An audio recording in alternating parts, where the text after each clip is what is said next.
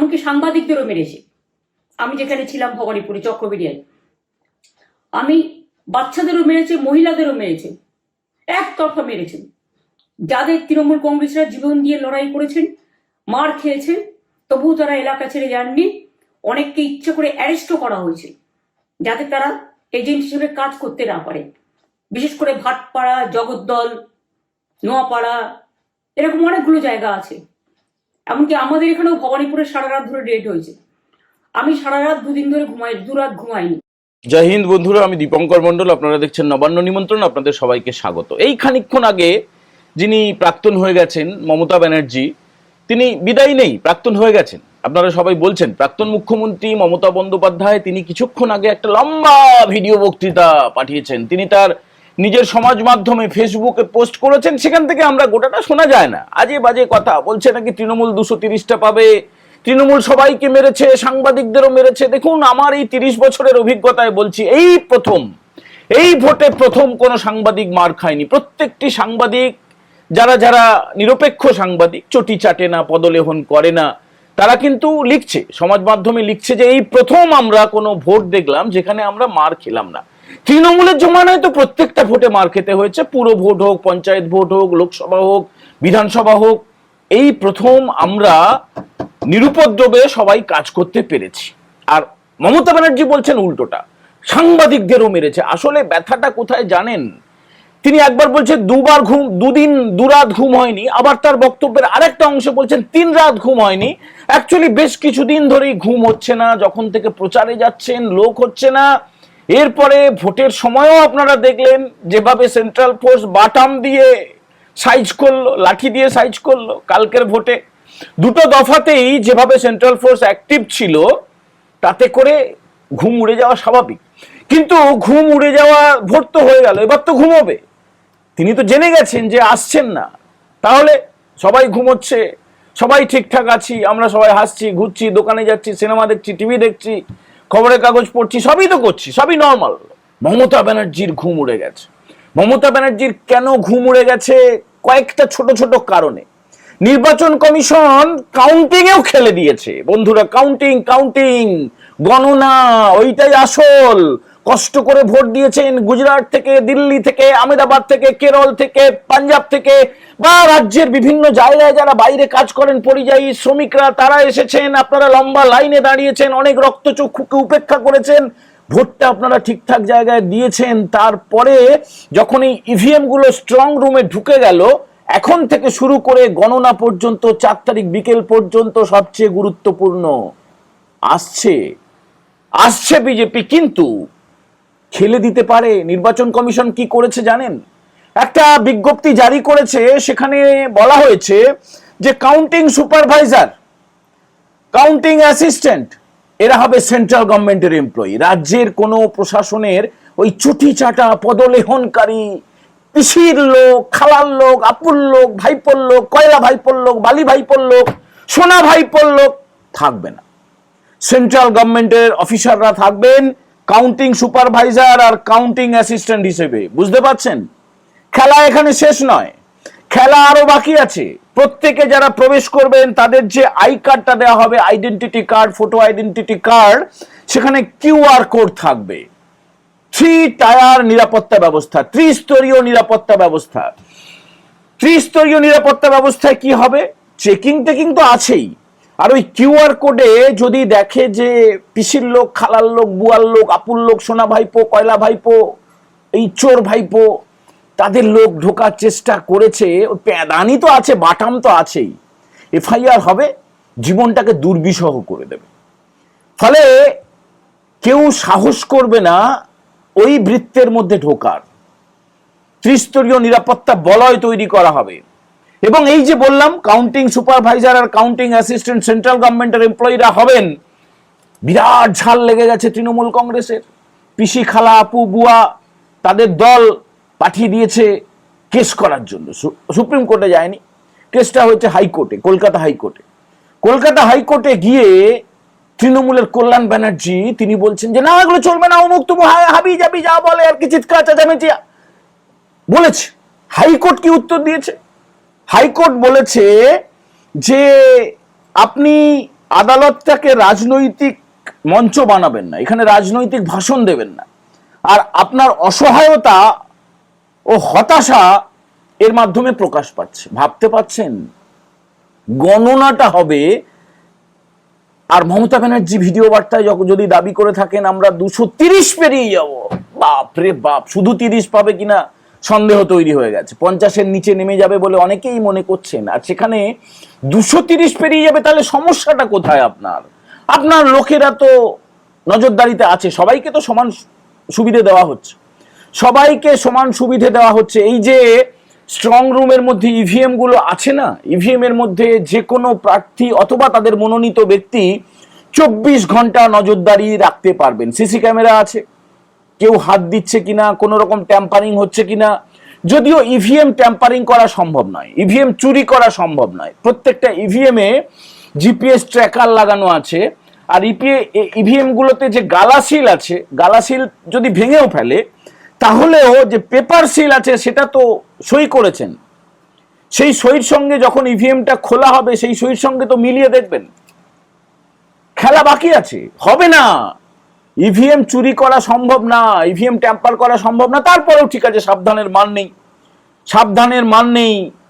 তার ফলে প্রত্যেকটা রাজনৈতিক দলের সদস্য, মানে যারা প্রার্থী এবং তাদের মনোনীত সদস্যরা, তারা কিন্তু 24 ঘন্টা নজরদারি রাখছেন। 24 ঘন্টা তাদের বসার জন্য, খাওয়ার জন্য, বাথরুম সবকিছু রেডি করা আছে। ইলেকশন কমিশন অফ ইন্ডিয়া সেগুলো রেডি করে রেখেছে। এবারে পিসি বলছেন যে তিনি 230টার বেশি, মানে তৃণমূল 230টার বেশি পাবে আসন। তাহলে ভয়ের কি আছে বলুন তো? হাইকোর্টে মামলাটা করার কি আছে? কাউন্টিং সুপারভাইজার আর কাউন্টিং অ্যাসিস্ট্যান্ট এগুলো যদি সেন্ট্রাল গভর্নমেন্টের হয়, যদি আপনার চটি চাটা, আপনার পদলেহনকারী লোককে না রাখা হয়, অসুবিধাটা কি আছে? সেখানে তো মিডিয়ার লোক থাকবে, মিডিয়া সেন্টার থাকবে, সেখানে বিরোধী দলের এজেন্টরা থাকবে, সেখানে প্রার্থী থাকবে, প্রার্থীর মনোনীত সদস্য থাকবে, দিনের আলোয় সমস্ত কিছু হবে। আসলে আইপ্যাকে ঠিক করে দেওয়া যে খেলাগুলো, সেই খেলাগুলো ধরে ফেলেছে অন্যান্য বিরোধী দল, বিশেষ করে বিজেপি, এবং সেই মতো তারা কমপ্লেন করেছে। ইলেকশন কমিশন অফ ইন্ডিয়া যেভাবে স্ট্রিক্টলি সিদ্ধান্ত নিয়েছিল একদম ভোটের শুরু থেকে, প্রথম দফায় কোনো রিপোল হয়নি, যদিও দ্বিতীয় দফায় 4টে বিধানসভা ভাইপোর জেলা দক্ষিণ 24 পরগনা, সেখান থেকে 77টা কেন্দ্রে রিপোলের দাবি উঠেছে। কেন উঠবে না? ফলতায় আপনারা দেখলেন না 2টো বুথে কি করে বিরোধীদের সিম্বলের ওপরে সেলো টেপ লাগিয়ে রাখা হয়েছিল, ফলতা। সেই ফলতায় 32টা বুথে রিপোলের দাবি উঠেছে। ডায়মন্ড হারবারে 29টা বুথে রিপোলের দাবি উঠেছে। বজবজের 3টে বুথে রিপোলের দাবি উঠেছে। সবগুলো ডায়মন্ড হারবার লোকসভার মধ্যে পড়ছে। কিন্তু শুধুমাত্র জয়নগর লোকসভার মধ্যে মগরাহাট পূর্ব, সেখানকার 13টা বুথে পুনর্নির্বাচনের দাবি উঠেছে। 77টা বুথে যখন পুনর্নির্বাচনের দাবি উঠেছে, সিইসি মানে chief election commissioner Gyanesh Kumar, তিনি ফোন করেছিলেন সিইও কে। রাজ্য যিনি সিইও মনোজ আগরওয়াল, তিনি বৈঠক করে তিনি সিদ্ধান্ত নিয়েছেন যে বিশেষ পর্যবেক্ষক রয়েছেন প্রাক্তন আইএএস অফিসার সুব্রত গুপ্ত, তাকে পাঠানো হয়েছে ওই ডায়মন্ড হারবার এলাকায়। ওই এলাকায় গিয়ে তিনি স্ক্রুটিনি করবেন, একদম সরেজমিন খতিয়ে দেখবেন। তিনি যে সরকারি অফিসাররা দায়িত্বে ছিলেন তাদের সঙ্গে কথা বলবেন, পুলিশের সঙ্গে কথা বলবেন, কেন্দ্রীয় বাহিনীর সঙ্গে কথা বলবেন, তারপরে তিনি সিদ্ধান্ত নেবেন। এখনো পর্যন্ত এই এপিসোড যখন আমরা তৈরি করছি, কতগুলো কেন্দ্রে পুনর্নির্বাচন হবে এখনো সিদ্ধান্ত কিন্তু জানানো হয়নি। দাবি উঠেছে 77টার। কিন্তু আপনারা বলুন তো, এত নিরুপদ্রব, এত নিশ্চিত, এত নিশ্ছিদ্র, এত শান্তির, এত স্বচ্ছ ভোট কখনো আগে দেখেছেন? এখানেই ভয়টা হয়ে যাচ্ছে। আর 92%, 3%, 4% করে পোলিং কোনোদিন কেউ ভেবেছে? কেউ ভাবেনি, কেউ ভাবেনি এত পোলিং। তার ফলেই পিসির ঘুমটা উড়ে যাওয়ার কারণটা বুঝতে পারছেন? ঘুমোতে পারছেন না, মুখ চোখ দেখছেন না। মুখ চোখ দেখুন, আমরা যে ভিডিওটা দেখালাম সেটা দেখেছেন তো, মুখ চোখের কি অবস্থা। সত্যি ঘুম হচ্ছে না। ঘুম না হওয়া খুব স্বাভাবিক, ঘুম না হওয়া স্বাভাবিক। তবে যে খবরটা আপনারা জানতে চান যে কাউন্টিং এ কি নির্দেশ দেওয়া হচ্ছে, কাউন্টিং এর নির্দেশ তো কেউ প্রকাশ্যে বলবে না। বিজেপির তরফে যেটা করা হয়েছে, যে খবরগুলো আমরা পাচ্ছি, অত্যন্ত যথার্থভাবে, অত্যন্ত সুনিপুণভাবে, বৈজ্ঞানিকভাবে যে সিদ্ধান্তগুলো নেওয়া হয়েছে একটু শুনে রাখুন। কাউন্টিং এজেন্টদেরকে ট্রেনিং দেওয়া হয়েছে। ট্রেনিং চলছে এখনো, বিজেপির তরফে যেটা করা হয়েছে, সেখানে মহিলাদেরকে একটা অংশ বেশি করে রাখা হয়েছে। মানে দেখুন, মহিলারা তো মা দুর্গার, মানে মায়ের জাত, দেবী মা দুর্গার তারা প্রতীক। তো তারা যেমন আপ্যায়নও করতে পারেন, আতিথেয়তাও করতে পারেন, সেবাও করতে পারেন, তেমনি দরকারে অসুরকে বিনাশও করতে পারেন। মহিলা শক্তির ওপরে ভারতীয় জনতা পার্টি বেশি করে গুরুত্ব দিচ্ছে। দুর্গা বাহিনীর ওপরে বেশি করে দায়িত্ব দেওয়া হচ্ছে কাউন্টিং এজেন্ট হিসেবে।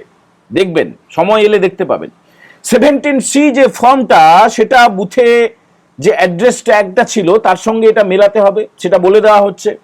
এবং মোট টোটাল ভোটের সঙ্গে 17C মেলাতে হবে। এর পাশাপাশি যে নির্দেশটা দেওয়া হচ্ছে, অনেক সময় যে ভুলটা অনেক এজেন্ট করে বসেন, 2021 পর্যন্ত অনেক জায়গায় কাউন্টিং সেন্টারে গিয়ে অনেক এজেন্টরা, বিরোধী এজেন্টরা করেছেন, খালি নিজেদেরটুকু আপনারা তুলে নিয়েছেন, সেইটা করতে না করে দেওয়া হয়েছে। প্রত্যেকটা প্রার্থীর ইন্ডিভিজুয়াল ভোট, সবার টোকার কথা বলা হয়েছে। টোটাল ভোট টুকলেন, প্রত্যেকটা প্রার্থী কত পেয়েছে টুকলেন, আপনার প্রার্থী কত পেয়েছে টুকলেন, নোটা কত পেয়েছে টুকলেন।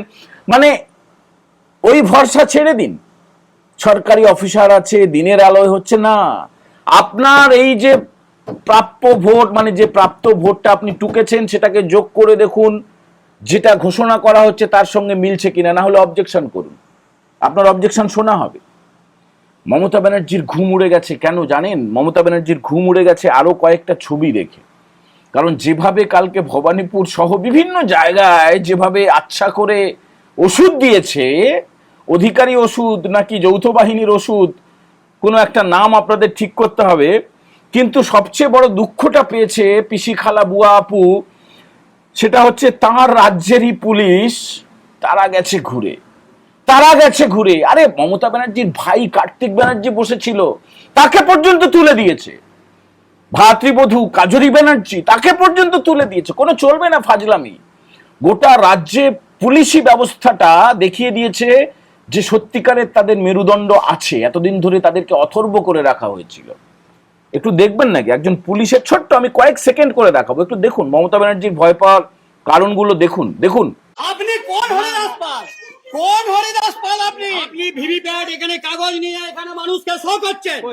এই তো আপনার গাড়িতে আমি সিজ করেছি।